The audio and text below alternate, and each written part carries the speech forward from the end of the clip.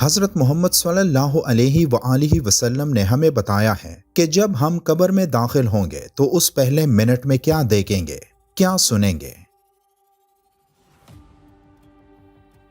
وہ لمحہ انتہائی سخت ہوگا، جیسے کہ حضرت علی رضی اللہ تعالیٰ عنہ نے فرمایا کہ میں نے اللہ کے رسول صلی اللہ علیہ وآلہ وسلم سے سنا کہ انسان کی سب سے مشکل رات قبر کی پہلی رات ہوتی ہے، جب دوسرے انسان، اس کے دوست، عزیز و اقارب، رشتہ دار اسے دفنا کر چھوڑ کر چلے جاتے ہیں تو وہ انسان روتا رہتا ہے، ہر ایک دوست کے پاس آتا ہے اور اسے روکنے کی کوشش کرتا ہے کہ مجھے چھوڑ کر نہ جاؤ، لیکن افسوس اس کی آواز کوئی نہیں سنتا۔ تب وہاں پر ہر کوئی اکیلا رہ جاتا ہے۔ تب ہمارا سامنا ان فرشتوں سے ہوتا ہے جو ہمارے اعمال ہوتے ہیں۔ اب وہ کس شکل میں ہمارے سامنے ہوں گے، اچھے یا برے، اس بارے میں کوئی کچھ نہیں کہہ سکتا۔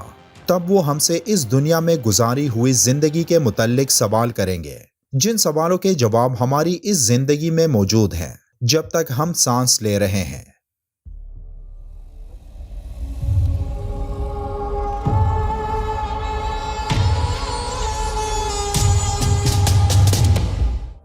اس دنیا میں ہر جاندار کو ایک دن مرنا ہوتا ہے۔ موت تک ایک انسان اس دنیا میں زندگی گزارتا ہے اور وہ جو کچھ کرتا ہے وہ سب ریکارڈ ہوتا ہے۔ لیکن کیا آپ جانتے ہیں کہ موت کے بعد ایک انسان کے ساتھ کیا ہوتا ہے؟ وہ کہاں جاتا ہے، کیا دیکھتا ہے، کیا سنتا ہے؟ آپ صلی اللہ علیہ وآلہ وسلم نے فرمایا، اے قبر، یا تو جنت کا چمن ہے یا تو پھر آگ کا ایک تندور۔ اگر وہ مردہ نیک ہوگا تو جواب دینے والے اسے جواب دیں گے کہ اے قبر، تو دیکھ تو صحیح اس کے اعمال کیسے ہیں، یہ اچائی اختیار کرتا تھا اور برائی سے دور رہتا تھا۔ یہ سن کر قبر کہتی ہے کہ بے شک یہ نیک تھا، اب میں اس کے لیے سرسبز ہو جاتی ہوں۔ تب فرشتے اس نیک انسان کو جنت سے لائی ایک ایسی خوشبو لگاتے ہیں جس خوشبو کی ایک بوند بھی اس دنیا میں بھیجی گئی تو تا قیامت یہ تمام دنیا اس خوشبو سے مہکتی رہے گی۔ اس مردے کا جسم اس وقت روشن ہو جاتا ہے اور اس کی روح اللہ تعالیٰ کی طرف بھیج دی جاتی ہے، جہاں اس انسان کے لیے آسمان کے دروازے کھل جاتے ہیں۔ 7 آسمانوں پر 7 دروازوں سے اس انسان کی روح گزرتی ہے، جہاں ہر دروازے پر موجود نگہبان اس سے سوال کرتا ہے کہ تم کون ہو؟ پھر جواب سننے کے بعد وہ اس انسان کو اگلے آسمان کی طرف بھیجتا ہے، یہاں تک کہ وہ 7ویں آسمان تک پہنچ جاتا ہے۔ تب اللہ فرشتوں کو حکم دیتا ہے کہ اس انسان کو دوبارہ دنیا میں لے جاؤ، کیونکہ میں نے اسے دنیا میں پیدا کیا ہے اور اسے دوبارہ دنیا میں ہی زندہ کروں گا جب قیامت کا دن ہوگا۔ تب فرشتے اللہ کے حکم پر اس کو 7ویں زمین پر پہنچا دیتے ہیں، جو قیامت تک اس کا قبر ہوتا ہے، اور جو کوئی بھی اس کے قبر کی زیارت کے لیے آتا ہے تو وہ قبر کے اندر سے اس کی باتیں، یہاں تک کہ قدموں کی آوازیں بھی سنتا ہے۔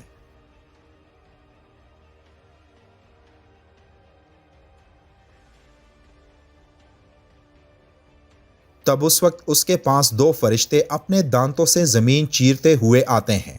ان کی شکلیں نہایت ڈراؤنی اور ہیبت ناک ہوتی ہیں۔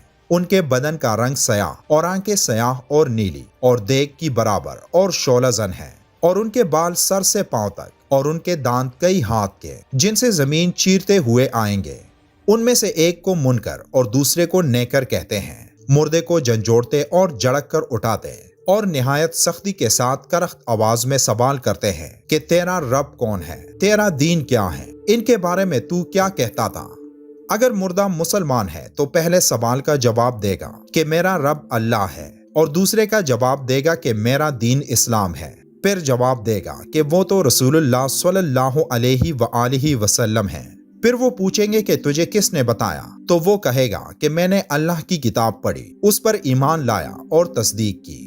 تب اس وقت آسمان سے ایک آواز آئے گی کہ اس نے سچ کہا، تو اس کے لیے جنت کا بچھونا بچھاؤ اور جنت کا لباس پہناؤ، اور اس کے لیے جنت کی طرف ایک دروازہ کھول دو۔ جنت کی نسیم اور خوشبو اس کے پاس آتی رہے گی، اور جہاں تک نگاہ پھیلے گی وہاں تک اس کی قبر کشادہ کر دی جائے گی۔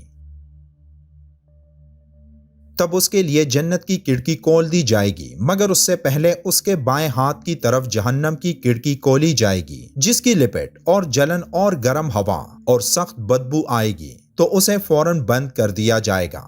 پھر اس کے بعد اس کے داہنی طرف سے جنت کی کھڑکی کھولی جائے گی اور اس سے کہا جائے گا کہ اگر تو ان سوالوں کے صحیح جواب نہ دیتا تو تیرے واسطے وہ تھی، اور اب یہ ہے۔ تب وہ اس کھڑکی سے جنت کے نظارے دیکھے گا اس وقت تک جب تک وہ دوبارہ زندہ نہیں کیا جاتا، اور قیامت کے بعد اسے اسی دروازے سے جنت میں داخل کیا جائے گا جو دروازہ اس کے لیے قبر میں کھولا گیا تھا۔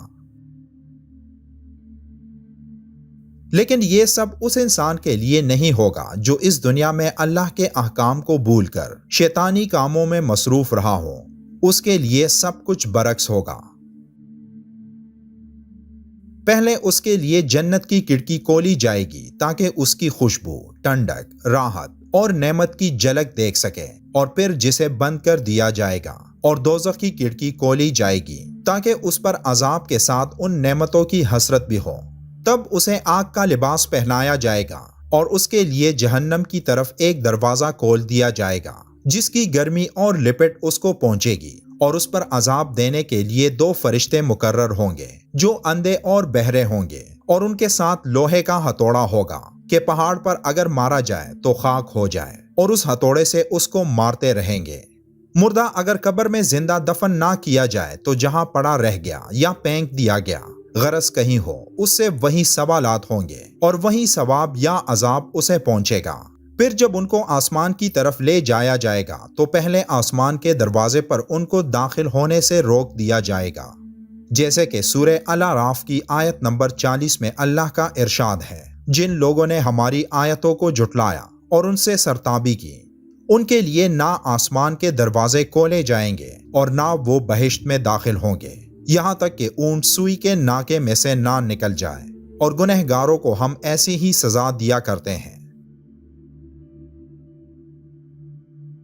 حضرت محمد صلی اللہ علیہ وآلہ وسلم نے فرمایا، لوگوں اپنی موت کو یاد کیا کرو۔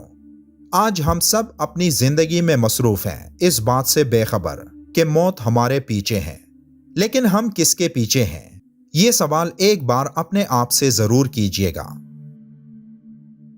آخر میں ایک بار درود شریف پڑھنا مت بھولیے گا۔ ملتے ہیں ایک اور اچھے سے ٹاپک کے ساتھ، تب تک کے لیے اللہ حافظ۔